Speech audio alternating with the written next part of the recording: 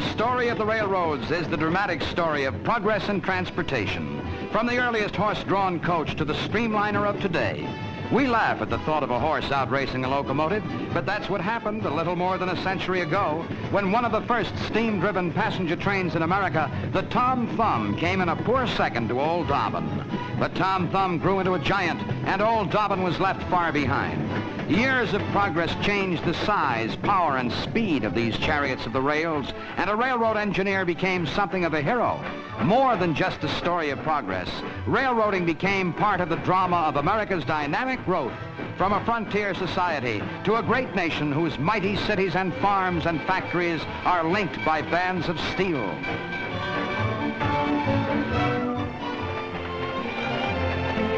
Just as America has grown apace with the phenomenal progress of its railroads, so does young America grow up with model trains. The American boy who dreams of someday becoming an engineer spends many happy hours playing with realistic models like the ones displayed in this wonderful showroom.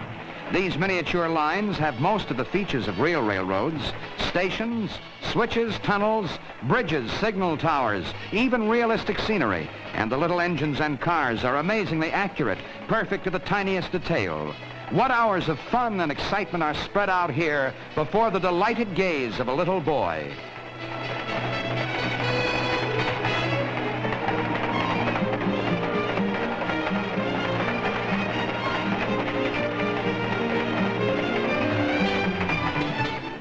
Railroads have come a long way since the days of Tom Thumb, and model railroads have come a long way since the days of the spring winder Dad used to play with when he was a boy.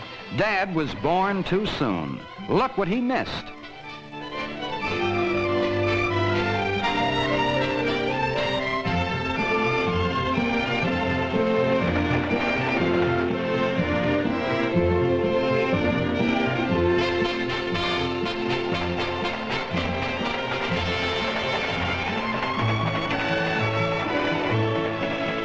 Electricity runs the little streamliners and freight trains. It operates the switches and signal towers and the other intricate devices that make model railroading as wonderfully interesting and complicated as the real thing.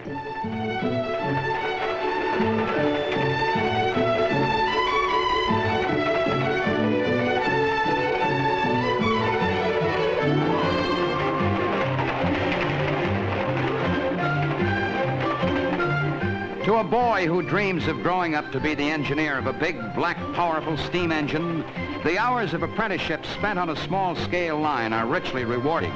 Here he is king.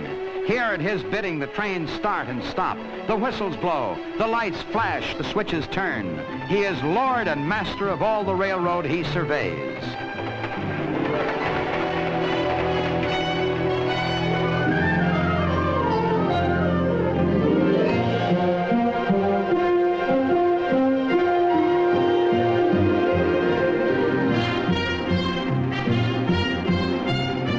Generations of American boys have looked longingly at models like these, have asked generations of American fathers to buy them trains like this, and have cluttered up living rooms with yards and yards of track to the dismay of generations of American mothers.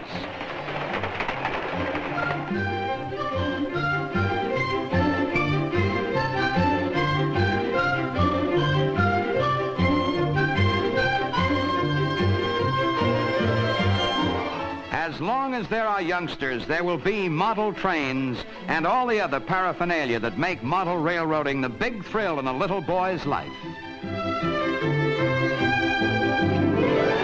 Sleep comes easily to little boys, and so do dreams. In his dreams, he travels fast and far into history. He is Ben-Hur racing his chariot in the Colosseum of ancient Rome.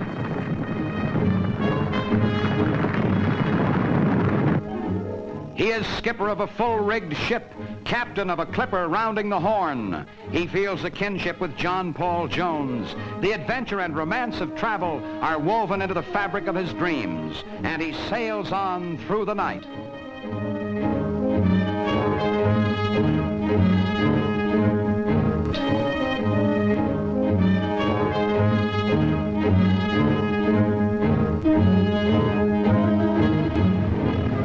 He is a decorated ace and takes off in a jet fighter. Up, up, up, flying faster than the speed of sound, faster than the speed of dreams.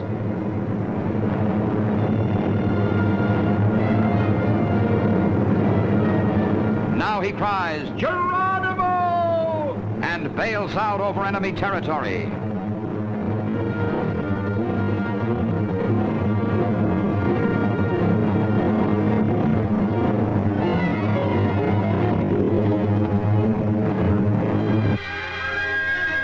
Of course, he dreams about trains. How could he help it after that visit to the model train exhibit?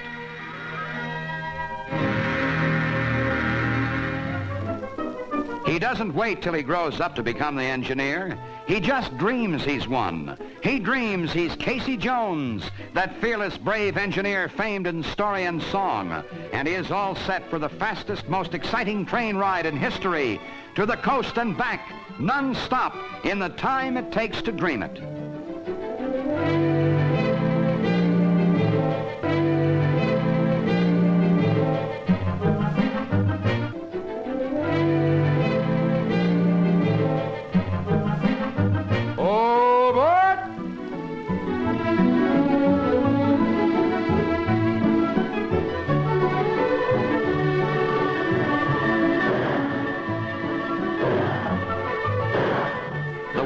Is a dream, and a dream is a train, as Casey Jones sits in the cab of his locomotive and thunders across the country.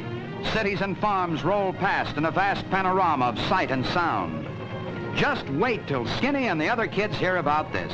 Won't they be jealous? The fires burn, and the steam sings, and the wheels turn. The train picks up dust in Kansas and lets it down again in Oklahoma. The whistle blows in Florida, and they hear it in Vermont. The smoke rises over the prairie, and they see it in the city. Lickety-cut, lickety-cut, listen to the clickety-click.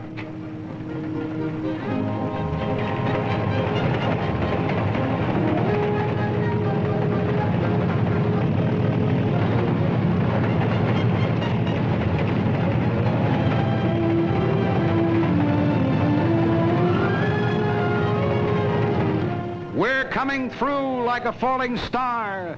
So back you autos, back you cows. I'm coming as fast as the law allows.